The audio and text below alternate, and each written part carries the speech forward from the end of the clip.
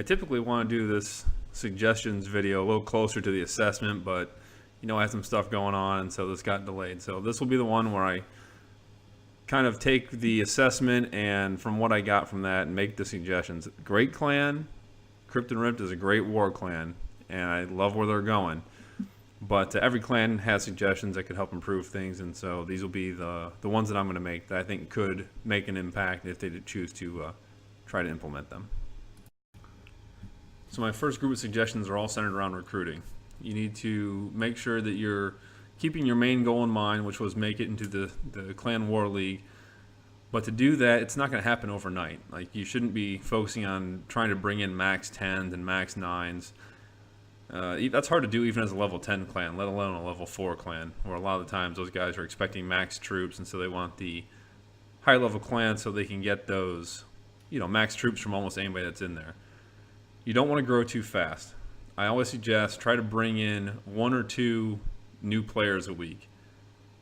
That doesn't mean that you're only going to bring in 1 or 2 total. You may end up booting 10 or 15, but you want to try to get 1 or 2 that are established players that stick with the clan for at least that week, because if you can do that and they can have a chance to see how the clan is and get a chance to operate in the clan, then you get a good chance of keeping them long term. I always found that recruiting Town Hall 7s and 8s are best. Doesn't mean you shouldn't be trying for anything high, but 7s and 8s have a lower expectation of what they want from a clan. They're still kind of learning the game and really starting to come into the war scene, so you can really train them up in the way that the clan works, the way the clan thinks, and they will come in with your clan's mentality and walk and grow with your clan's mentality. Sometimes if you bring in higher level players, higher level town halls, they have different expectations, different baggage that comes with them.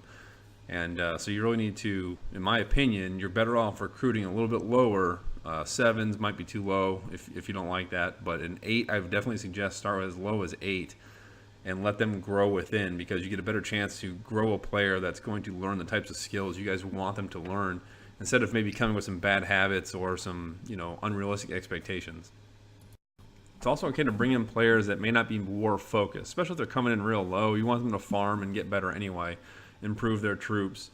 In our clan, we have quite a few non-warring players. Like, they help keep the numbers high so that you're easier to find on the search list when players are out there looking for clans.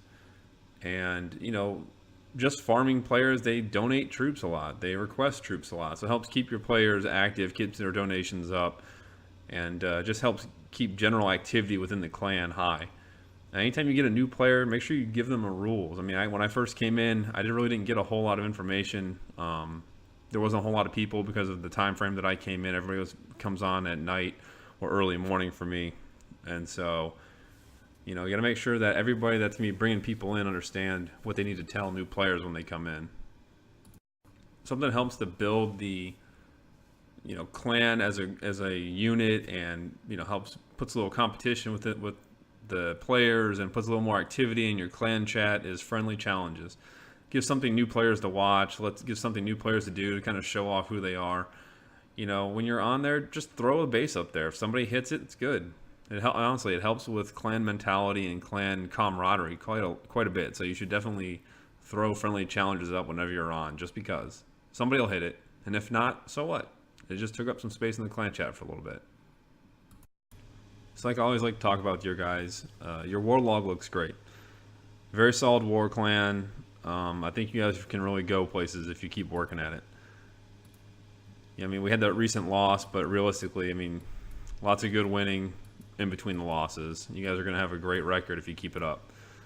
One thing I will suggest, though, is you want to make sure you're learning different attack styles, so you're not trying to make Go Laloon work for almost every base. Like our clan, for example, everybody's kind of shifting over to Lava Loons. I'm a little concerned that maybe we're getting too down one avenue of attack style, but we also have players that are working on their ground game as well, so it's important to have multiple attack styles so that you can get in there, and when you scout a base, choose your best attack that would fit that base and try to make the attack fit every single base type, because you're never going to find one attack that's going to work for every single base configuration that comes out.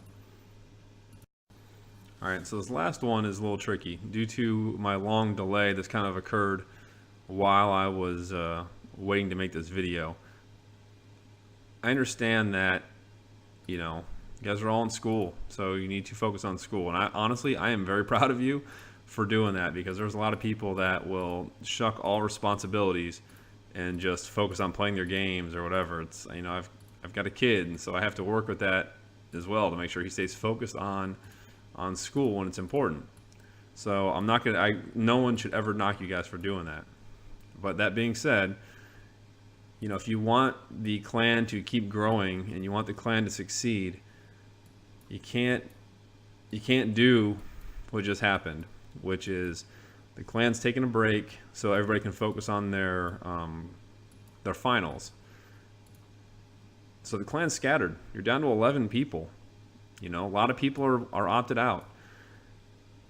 If you need to focus on recruiting more players, so it's not just your main players and a bunch of their minis and just a couple of people doing just a couple extra players doing their attacks. I understand a lot of these guys are going to come back. There's already, you know, a lot of chat on the Line app so that they're coming back. But like I said, you need to recruit more players, and even if it hurts the war log, let those guys war. I know your heavy hitters are out, but you got to let these guys war. The leaders that are still sticking around while you guys are studying can learn to manage wars on their own. These other guys can learn to do these attacks without having to rely on you 100%.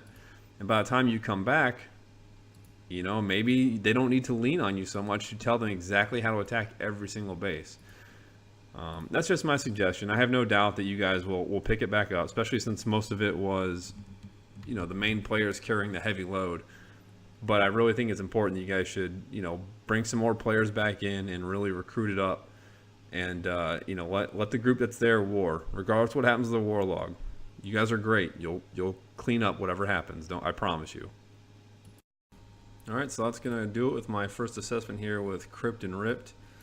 I will leave, and I'm gonna give these guys a little bit of time. Normally I would try to come back in a couple weeks, but you know, they specifically said March 15th is when they're going to bring the clan back together, and everybody's tests should be done.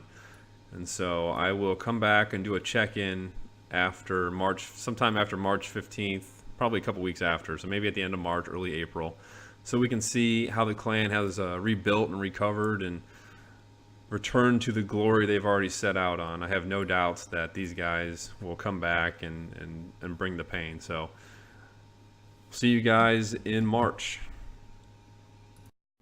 Thanks for watching. I hope you enjoyed this video and subscribe to my YouTube channel. For more tips on running a clan, attacks, or other information, go to clanconsultant.com.